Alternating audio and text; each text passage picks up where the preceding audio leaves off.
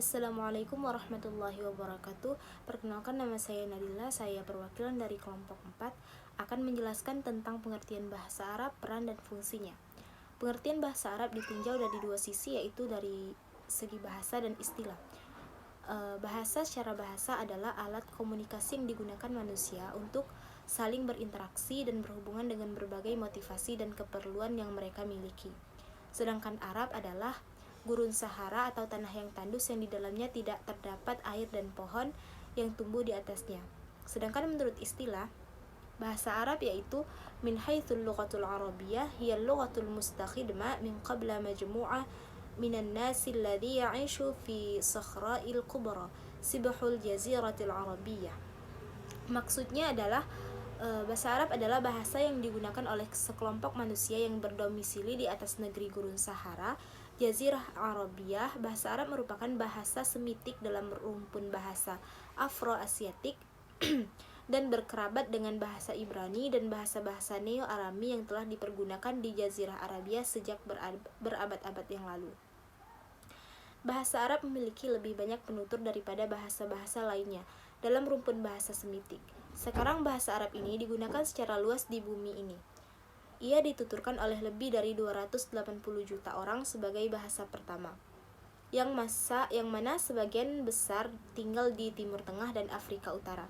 Bahasa Arab juga merupakan bahasa peribadatan dalam agama Islam karena merupakan bahasa yang dipakai di dalam kitab suci agama Islam, yaitu Al-Quran dan Hadis. Seperti yang tertera di dalam Al-Quran, taqiluna la'allakum arabiyan qur'anan ja'alnahu inna, yang berarti sesungguhnya kami telah menjadikan Al-Quran dalam bahasa Arab supaya kalian memahaminya. Quran Surah Az-Zukhruf ayat 3.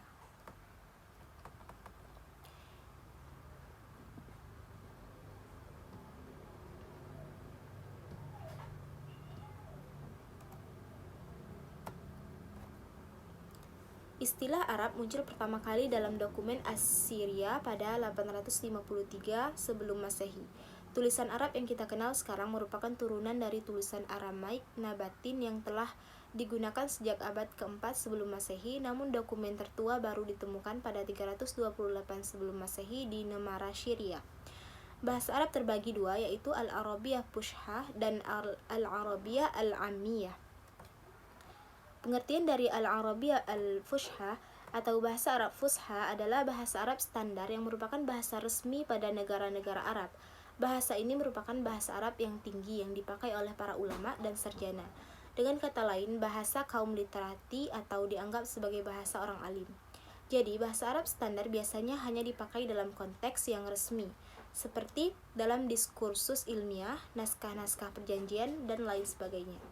Sedangkan Al-Arabiyah Al-Ammiyah atau bahasa Arab umum dan sering disebut sebagai bahasa Arab pasaran adalah bahasa Arab yang dipakai dalam percakapan sehari-hari di dunia Arab. Bahasa ini lebih luas dipakai dalam kehidupan sehari-hari karena bangsa Arab suka bergaul dan berhubungan dengan bangsa lainnya. Maka bahasa Arab bercampur dengan bahasa daerah setempat.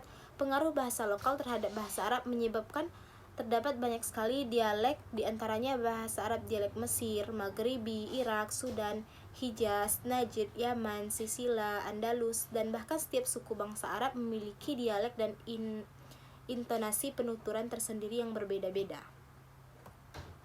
Lalu selanjutnya, fungsi bahasa Arab dalam ilmu pengetahuan, yaitu mempelajari bahasa Arab merupakan salah satu kunci atau pokok untuk membuka pintu ilmu pengetahuan, baik agama, sosial, politik, ekonomi, dan kebudayaan. Dalam bukunya yang fenomenal History of the Arabs tahun 1973, Philip K. Hitti mengatakan bahwa pada abad pertengahan selama ratusan tahun, bahasa Arab merupakan bahasa ilmu pengetahuan, budaya, dan pemikiran progresif di seluruh wilayah dunia yang beradab. Antara abad ke-9 dan ke-12, semakin banyak karya filsafat, kedokteran, sejarah, agama, astronomi, dan geografi ditulis dalam bahasa Arab dibandingkan dengan bahasa-bahasa lainnya. Dari sinilah Eropa yang gelap pada zaman pertengahan itu mulai terang dan melahirkan zaman pembaruan Eropa setelah mengambil dan memindahkan ilmu pengetahuan dan kebudayaan dari kaum muslimin ke dunia barat. Seorang Oren Ralit Barat belumlah lengkap rasanya apabila ia belum mampu dan mengerti bahasa Arab. Bagi mereka, bahasa Arab sangatlah penting karena untuk membaca dan mengetahui karya cendekiawan Muslim, tidaklah cukup bila hanya melalui terjemahan. Tidak semuanya akan diterjemahkan begitu saja, tentu hanya akan dipilih mana yang baik dan yang bagus saja. Inilah yang mengakibatkan mereka mempelajari bahasa Arab secara sungguh-sungguh, sehingga bahasa Arab cepat sekali berkembang di kalangan Barat abad pertengahan sampai sekarang. Dengan berkembangnya bahasa Arab di kalangan mereka, dunia Barat, telah banyak buku-buku yang berhasil diterjemahkan mereka ke dalam bahasa di dunia, seperti bahasa Inggris, dan menjadi buku-buku rujukan dan pegangan para intelektual dunia. Satu catatan dari Al-Badawi bahwa ilmu hisab atau ilmu hitungan atau matematika Arab masuk ke Eropa pada abad ke-13. Ilmu dengan perhitungan praktis karena mempunyai bilangan desimal atau al-ghubar ini dibawa oleh Leonardo da Pisa. Masih dalam bidang matematika, orang Arab lah dan dengan bahasa Arab lah angka 0 pertama kali ditemukan dan dikenalkan oleh Al-Khwarizmi. Kedokteran modern diakui oleh Barat berasal dari dunia Arab atau orang Islam. Ibnu Sina atau Avicenna adalah penulis kitab Al-Shifa yang terkenal. Salah satu magnum opusnya, yakni Al-Qanun Al-Tibb, menjadi fenomenal di dunia sains. Buku ini adalah satu-satunya karya kedokteran terbesar dalam sejarah umat manusia. Buku ini merupakan mahakarya yang sangat kompleks, sangat luas, dan begitu efektif. Isinya mencakup sistem kesehatan manusia, kebersihan anatomi, ratusan penyakit, penyebab dan penyembuhannya, termasuk tuberkulosis, radang otak, demam, diabetes, dan masih banyak lagi. Kitab Qanun Al-Tibb tersebut tentu saja buku yang memiliki bahasa Arab. Kitab ini diterjemahkan oleh Gerard of Cremona dengan judul The Canon of Medicine. Buku ini selama 700 tahun di Eropa tidak pernah tergantikan untuk menghormati Ibnu Sina. Di aula kehormatan Fakultas Kedokteran Universitas Paris terpampang gambar wajah Ibnu Sina. Setelah itu kita pun mengenal Ibnu Khaldun dengan karya apiknya Muqaddimah, buku tentang sejarah dan sosiologi ini tak pelak menjadi rujukan bagi para sejarawan dan sosiolog Eropa. Ibnu Khaldun pun disebut sebagai bapak sosiologi. Masih banyak karya-karya berbahasa Arab yang memiliki pengaruh di dunia hingga sekarang ini. Dengan berperannya bahasa Arab sejak 14 abad yang lalu, tentu sudah banyak sekali ilmu pengetahuan yang terkena pengaruh oleh bahasa Arab, baik itu istilah ataupun ungkapan maupun gaya bahasanya dan sebagainya yang sampai pada saat ini belum terungkap menjadi tantangan atau tanggung jawab para sarjana sastra Arab untuk meneliti dan menyingkapnya. Dengan demikian, kesempatan yang luas dan jalan yang lebar ini akan mengubur sedikit demi sedikit pemikiran-pemikiran yang sempit dan serta perasaan yang pesimis lagi bagi mereka yang mempelajari bahasa Arab. Bahasa Arab memiliki fungsi tekstual. Hubungan bahasa Arab dengan Al-Quran dan hadis sebagai sumber utama agama Islam tidak bisa dipisahkan karena Al-Quran diturunkan dengan bahasa Arab yang tidak pernah ada Al-Quran dengan bahasa lainnya. Oleh sebab itu, hampir dapat dikatakan bahwa seseorang akan mengalami kesulitan dalam memahami Al-Quran secara mendalam tanpa menguasai bahasa Arab yang menjadi bahasa Al-Quran. Seseorang tidak akan menjadi ulama atau ustadz yang profesional jika tidak menguasai bahasa Arab. Jadi, fungsi tekstual di sini sangat mempengaruhi kaum beragama, khususnya Islam, dalam beribadah, pola fikirnya, cara pandang dan pilihan teologinya. Sedangkan dalam fungsi sosialnya, Al-Quran dalam kajian sosiolinguistik bahasa setidaknya berhubungan dengan 4 hal. Bahasa mempengaruhi masyarakat, masyarakat mempengaruhi bahasa, masyarakat dan bahasa saling mempengaruhi, bahasa dan masyarakat tidak saling mempengaruhi. Sebagai contoh, orang-orang yang hebat bahasa Arabnya diperlukan masyarakat secara terhormat karena memiliki kemampuan yang berlebih dari kebanyakan orang. Maka, ia memiliki status sosial yang lebih baik, dianggap ustadz, ulama, pandai mengaji, memiliki pengetahuan agama Islam yang cukup, karena memiliki ciri tersendiri dan tampil beda dengan orang lain. Bahasa Arab sebagai bahasa politik. Dari segi politik, bahasa Arab telah berkembang dan mempengaruhi dunia bagian timur dan barat. Di bagian timur, masyarakat tutur bahasa Arab sangat banyak jumlahnya, mulai dari Maroko, Aljazair, Libya, Republik Persatuan Arab, Sudan, Libanon, Saudi Arabia, Yordania, Irak, Iran, Afghanistan, Turki, Mesir, sebagian wilayah Afrika Utara, dan lain sebagainya. Negara-negara ini adalah negara yang tingkat perekonomiannya stabil, kaya, dan peradabannya yang maju. Kebutuhan negara-negara tersebut terhadap tenaga kerja Indonesia hampir tidak terpenuhi, karena faktor kemampuan berbahasa Arab pada anak-anak bangsa ini sangat lemah. Masuknya agama Islam ke Eropa Barat sejak abad ke-11, sebagian masyarakat Eropa telah mempelajari bahasa Arab karena buku-buku ilmiah, seperti kedokteran, IPA, matematika, dan lain-lain. Yang ada di Toledo, Seville, dan Cordoba banyak bertulisan bahasa Arab. Maka para raja, misalnya Frederick II dan Alfonso X, menyuruh semua rakyatnya mempelajari bahasa Arab. Karena mampu berbahasa Arab pada saat itu merupakan gengsi dan kebanggaan bagi sebagian masyarakat Eropa. Dalam organisasi dunia, bahasa Arab sejak tahun 1973 menjadi bahasa ke-6 yang resmi dipakai untuk bahasa persidangan PBB dan menjadi bahasa utama yang dipakai untuk berkomunikasi dalam OKI atau Organisasi Konferensi Dunia Islam. Bahasa Arab sebagai bahasa ekonomi Islam, perbankan, dan hukum Islam. Krisis ekonomi yang melanda dunia akhir-akhir ini membuat perhatian masyarakat ekonomi melirik pengembangan ekonomi dan perbankan dengan sistem syariah yang diharapkan lebih mempunyai daya dan daya tahan dari krisis ekonomi. Bahkan di Indonesia, hampir-hampir tidak ada bank yang membuka bank syariah. Hal ini memberi efek kepada perkembangan dan pertumbuhan kosakata Arab atau mufradat baru yang berhubungan dengan perekonomian dan perbankan. Maka populerlah istilah muamalah, zakat, infak, wakaf, dan sebagainya. Semua kosakata ini berbahasa Arab yang harus dipahami maksud dan konteks pemakaiannya oleh para pelajar atau mahasiswa agar tidak ketinggalan zaman dan buta makna. Dengan demikian, gengsi berbahasa Arab terus berkembang ke arah yang positif dan modern, karena menjadi bahasa pergaulan antar masyarakat, kaum terpelajar, dan sebagainya. Selanjutnya, bahasa Arab sebagai bahasa budaya. Peranan bahasa Arab dalam kebudayaan dunia dan nasional telah mengambil bagian penting sejak berkembangnya agama Islam di Nusantara pada abad ke-13 dan sampai saat ini masih dirasakan peranannya secara leksikal maupun semantik.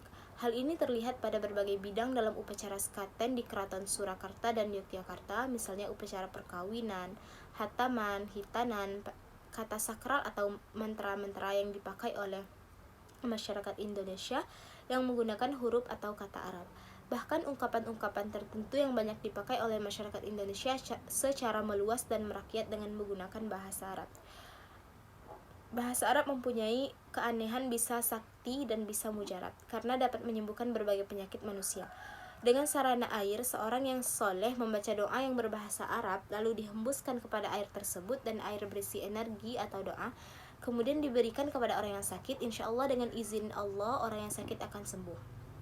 Bahasa Arab juga sangat berperan karya-karya tulis anak-anak bangsa Indonesia.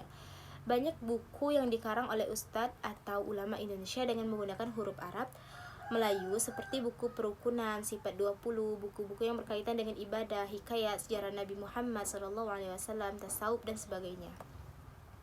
Dalam bidang kesusastraan Indonesia pada zaman Pujangga lama banyak ditulis dengan huruf Arab Melayu yang banyak menggunakan kata-kata yang berasal dari bahasa Arab. Maka mempelajari bahasa Arab bagi pelajar Indonesia, terutama jurusan sastra Indonesia, merupakan kunci untuk menggali kesusastraan Indonesia lama. Karena banyaknya kata-kata Arab yang digunakan atau yang diambil menjadi kata-kata bahasa Indonesia yang sekarang ini. Berdasarkan penjelasan di atas, kami dapat memahami bahwa bahasa Arab memiliki fungsi yang sangat penting dalam pandangan Islam, di mana Al-Quran yang merupakan sumber pertama hukum Islam telah diturunkan oleh Allah Subhanahu wa Ta'ala kepada Nabi Muhammad dalam bahasa Arab. Demikian pula hadis yang merupakan sumber hukum kedua setelah Al-Quran juga menggunakan bahasa Arab. Jadi, untuk memahami makna dan maksud serta penafsiran ayat-ayat Al-Quran dan hadis tersebut, seseorang perlu menguasai ilmu dan kaidah-kaidah bahasa Arab secara mendetail dan mendalam. Di samping itu, fungsi bahasa Arab adalah bahasa Arab sebagai bahasa politik, bahasa Arab sebagai bahasa ekonomi Islam, perbankan dan hukum Islam, bahasa Arab sebagai bahasa budaya, dan lain sebagainya. Baiklah, saya Adila Cahini Putri. Saya akan menjelaskan tentang problematika pembelajaran bahasa Arab dan juga pemecahan problematika dalam pembelajaran bahasa Arab. Problematika pembelajaran bahasa Arab antara lain yaitu A. karena faktor dari siswanya sendiri yang tidak punya motivasi yang kuat dan cara pandang mereka terhadap bahasa Arab yang dianggap sulit. B. Ketidaktepatan dalam memilih metode atau metode yang ditawarkan tidak menarik sehingga menyebabkan siswa tidak bersemangat dalam belajar. C. Tidak terlaksananya kurikulum dengan baik. D. Keterbatasan media yang ada atau keterbatasan sekolah dalam menyediakan media pembelajaran.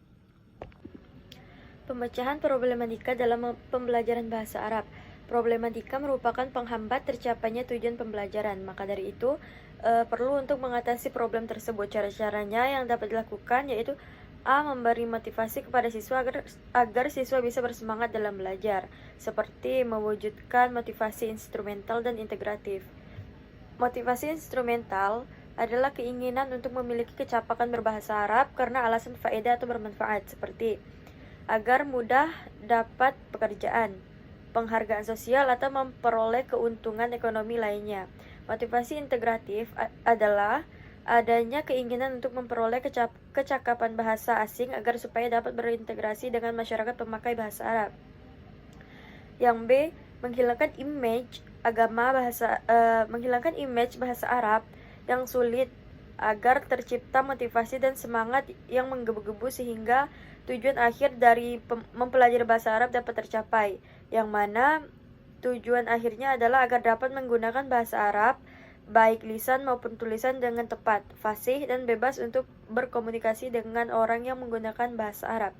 Dengan kata lain, 4 kemahiran telah dicapai, yaitu kemahiran menyimak atau istima', kemahiran bercakap-cakap atau muhadatsah, kemahiran membaca atau qiraah, dan kemahiran menulis atau katabah. C. Peran guru terhadap murid. Karena peran guru amat menentukan dalam kesuksesan pembelajaran bahasa. Oleh karena itu, guru diharapkan sebagai berikut. 1. Guru perlu menekankan bahwa bahasa merupakan sarana berpikir. 2. Kreativitas siswa dalam berbahasa Arab perlu diperhatikan oleh guru yang sesuai dengan kaidah bahasa Arab.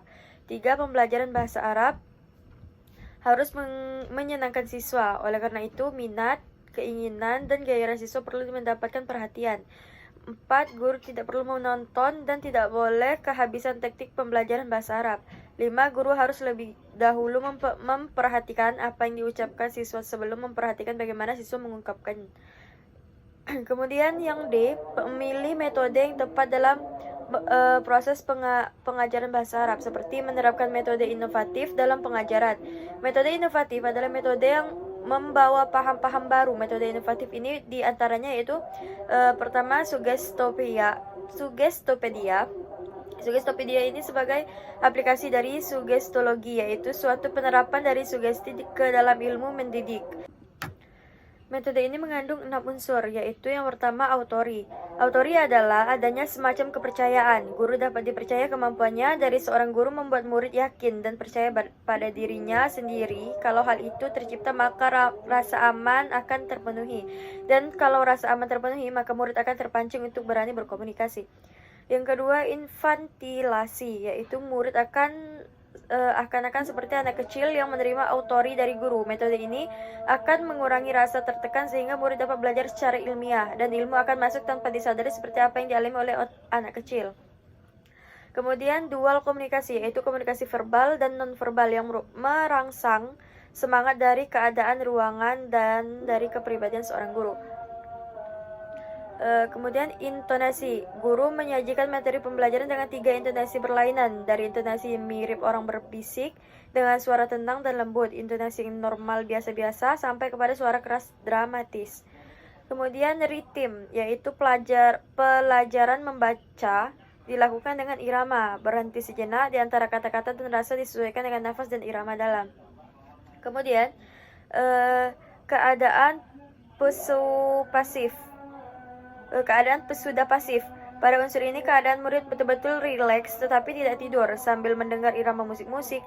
Pada saat rileks inilah terjadi apa yang disebut hipernesia, di mana daya ingat menjadi kuat. Lanjut, counseling learning method atau CLM. Adanya konseling diharapkan timbulnya minat murid untuk memperoleh pandangan-pandangan baru dan munculnya kesadaran pribadi yang dapat memberikan stimulasi terhadap perkembangannya. Nah, kemudian ada The Silent Way. Metode ini dianggap cukup unik karena bukan hanya guru yang diminta diam 90% dari alokasi waktu yang dipakai, tetapi ada juga saat-saat tertentu di mana murid tidak diam, tidak membaca, tidak menghayal, tidak juga menonton video, tetapi mereka berkonsentrasi pada bahasa Arab yang baru saja didengar. Prinsip yang dipegang dalam metode ini adalah adanya respect terhadap kemampuan murid untuk mengerjakan masalah-masalah bahasa, serta kemampuan untuk mengingat informasi tanpa adanya verbalisasi dan bantuan minimal pun dari guru. Siswa dibiarkan saja dahulu bersalah dalam berbahasa karena salah satu letak ketidaksempurnaan dari kebanyakan pengajaran adalah adanya tuntutan atau paksaan untuk memperoleh kesempurnaan seketika. Inti dari The Silent Way ada 3, yaitu watch, perhatikan, give only what is needed, beri atau ajarkan apa yang dibutuhkan saja, wait, tunggu. Selanjutnya, melaksanakan kurikulum yang telah ditetapkan dengan baik, seperti melaksanakan kurikulum formal yang meliputi: pertama, tujuan pengajaran, baik tujuan umum maupun tujuan khusus. Kedua, bahan pelajaran yang tersusun secara sistematis, yang akan disajikan kepada para siswa yang harus terselesaikan dalam waktu yang telah ditentukan sesuai dengan alokasi waktu dalam kurikulum bahasa Arab. Kemudian, strategi belajar mengajar dengan berbagai macam kegiatannya yang dalam kurikulum bahasa Arab telah ditentukan sebagai metode, sumber atau sarana maupun waktu sebagai petunjuk kepada para guru dalam mengajar.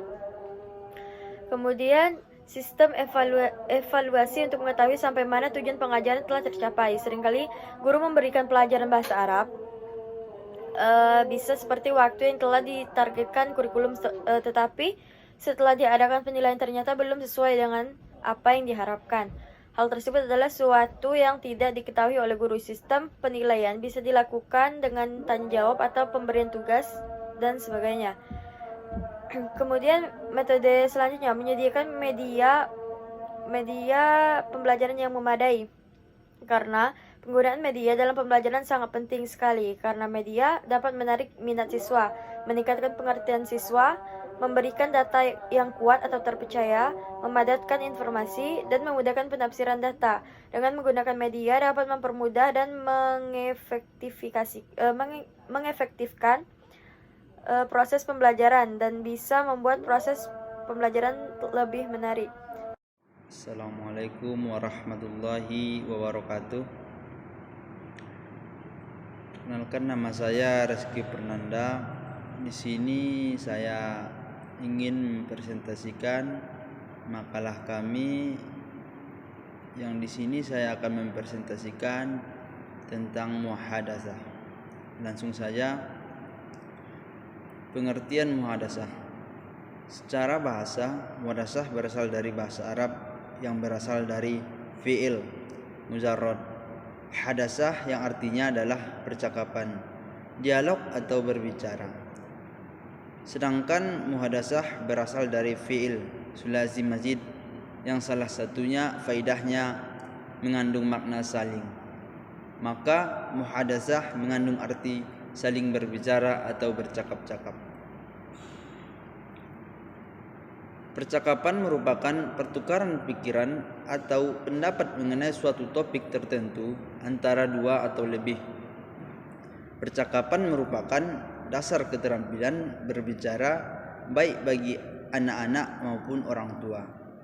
Dalam setiap bahasa terdapat unsur-unsur yang dapat dilihat secara terpisah-pisah, meskipun satu sama lain saling berhubungan dengan erat, bahkan menyatu sehingga terbentuk sebuah fenomena yang bernama bahasa.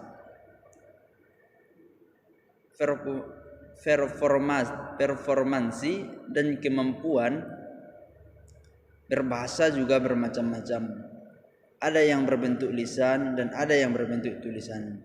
Ada yang bersifat reseptif atau menyimak dan membaca, dan ada yang bersifat produktif, berbicara dan menulis. Dan telah dijelaskan pula bahwa pengajaran bahasa di dalamnya terdapat unsur-unsur seperti tata bunyi, keterampilan berbahasa yang terdiri atas membaca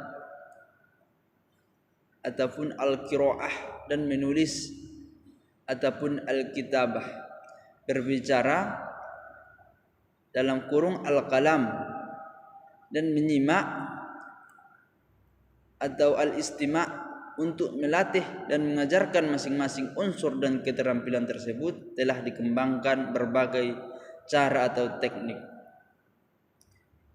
Sedangkan secara istilah, muhadasah adalah suatu cara atau metode untuk menyajikan bahasa dalam pelajaran bahasa Arab melalui percakapan. Dalam percakapan itu dapat terjadi antara guru dan murid, dan antara murid dengan murid, sambil menambah dan terus memperkaya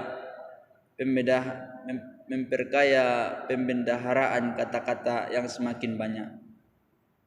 Muhadasah merupakan salah satu metode dalam mengajar, dalam mempelajari bahasa Arab yang seharusnya pertama-tama diberikan kepada siswa karena menjadi bagian dari metode dalam mempelajari bahasa Arab.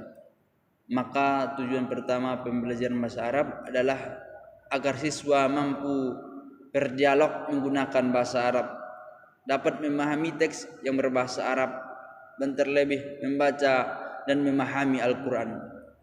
Untuk pelajaran bahasa Arab mengajar yang menggunakan metode muhadasah adalah lebih tepat untuk digunakan dalam mengajar bahasa Arab saat ini.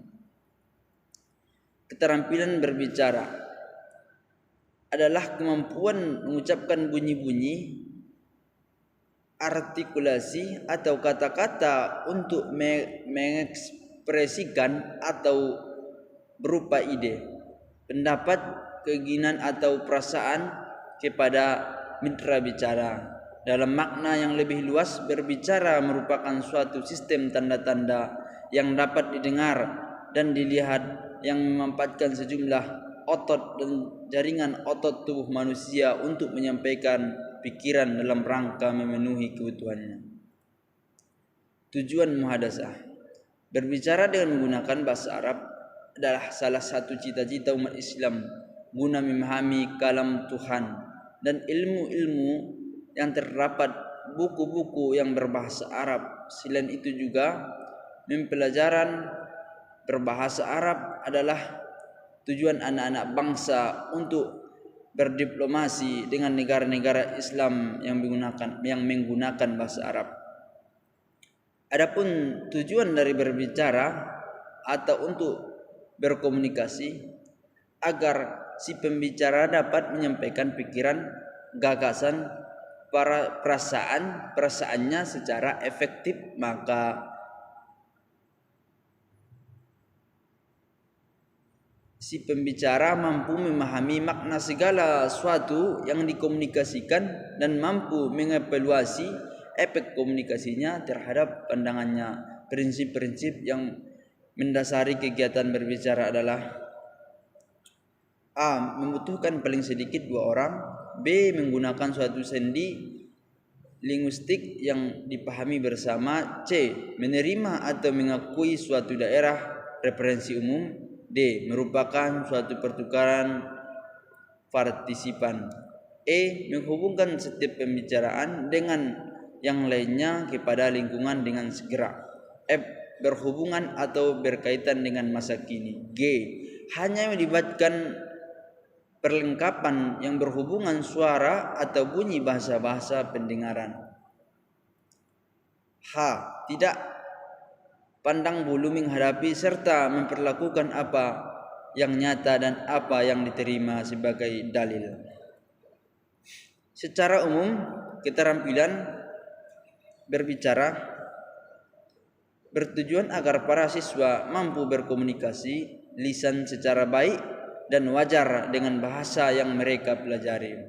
Secara baik dan wajar mengandung arti menyampaikan pesan kepada orang lain dan cara yang secara sosial dan dapat diterima. Praktek muhadasah ini juga bertujuan untuk melatih lidah siswa agar terbiasa dan fasih bercakap-cakap dalam bahasa Arab dan terampil berbicara dalam bahasa Arab mengenai kejadian apa saja dalam masyarakat dan dunia internasional, maupun menerjemahkan percakapan orang lewat telepon, radio, TV, dan lain-lain, dan menumbuhkan rasa cinta dan menyenangi bahasa Arab dan Al-Quran sehingga timbul kemauan untuk belajar dan mendalaminya. Adapun secara spesifik tujuan metode muhadasah dalam pembelajaran bahasa Arab adalah sebagai berikut. A. Melatih anak-anak didik untuk berdialog dengan menggunakan bahasa Arab dengan fasih dan benar.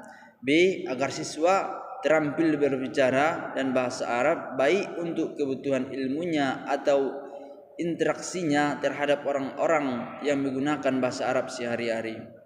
C. Memahami dialog atau literatur yang menggunakan bahasa Arab baik dalam buku atau entertainment. D. Siswa dapat merasa cinta menyenangi bahasa Arab dan Al-Quran atau hadis sehingga timbul rasa ingin mengalihnya. Selanjutnya, manfaat muhadasah. Suatu metode pembelajaran haruslah mempunyai manfaat yang nyata baik untuk sekarang atau lusa bagi anak didik. Dalam kaitannya, metode apa saja pasti mempunyai kemanfaatan bagi pembelajaran yang dituju, begitu juga metode muhadasah. Adapun manfaat metode muhadasah sebagai berikut, yaitu siswa lebih berani mempraktikkan percakapan dengan menghilangkan perasaan malu dan takut salah. Siswa rajin memperbanyak pembendaharaan kata-kata dan kalimat secara kontin. Siswa selalu berlatih pendengaran dan ucapan agar fasih dan lancar sehingga secara spontan siswa mampu melafalkan kata-kata di mana dan kapan saja. Siswa dapat memahami buku yang berbahasa Arab, dialog orang Arab dapat bahasa Arab dengan fasih.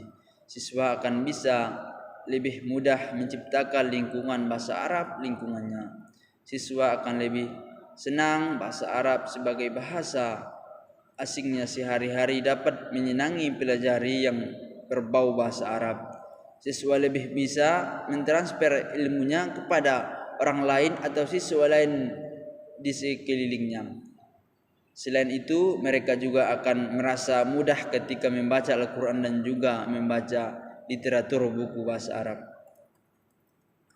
Selanjutnya, kendala yang dihadapi dalam muhadasah. Mempelajari bahasa asing akan lebih sulit dipahami daripada bahasa ibu atau bahasa sendiri, karena selain kosakata yang jarang digunakan, struktur kata dan kalimat pun memerlukan waktu khusus untuk dipelajari. Oleh sebab itu, pelajaran bahasa asing dalam lembaga formal dan informal memerlukan metode pembelajaran yang tepat sesuai dengan tujuan umum pengajaran bahasa itu sendiri. Bahasa Arab adalah merupakan salah satu bahasa asing yang penyebarannya sudah banyak ditemukan di beberapa daerah dan negara. Proses penyebaran bahasa Arab di berbagai negara adalah pengaruh dari perkembangan agama Islam, yang mana sumber ajaran agama Islam menggunakan bahasa Arab. Dalam pembelajaran bahasa Arab sebagai alat komunikasi akan lebih sulit dirasakan oleh semua pelajar karena beberapa alasan. 1. Kurangnya kemampuan siswa untuk menguasai kosakata dengan bahasa resmi, walaupun sumber bacaan cukup memadai untuk memudahkan murid menguasai kosakata bahasa Arab. Kurangnya minat serta rasa cinta siswa terhadap bahasa Arab. Terbatasnya guru profesional pada bidang studi bahasa Arab, khususnya dalam pembelajaran muhadasah. Orientasi pembelajaran bahasa hanya untuk mengenali kaidah bahasa seperti nahwu, shorof, ilmu balaghah dan ilmu mantik, sehingga siswa dituntut untuk menguasai konsep kebahasan daripada praktek mengkomunikasikan bahasa itu sendiri. Metode pembelajaran bahasa Arab yang hanya merangsang siswa untuk bisa menerjemahkan struktur bahasa Arab yang tersusun dengan aplikasi konsep kaidah bahasa Arab mengakibatkan siswa hanya memiliki semangat untuk menerjemahkan, dan ini akan menimbulkan kepasipan dalam berbicara. Mungkin sekian presentasi dari saya. Kurang dan salahnya saya minta maaf. Assalamualaikum warahmatullahi wabarakatuh.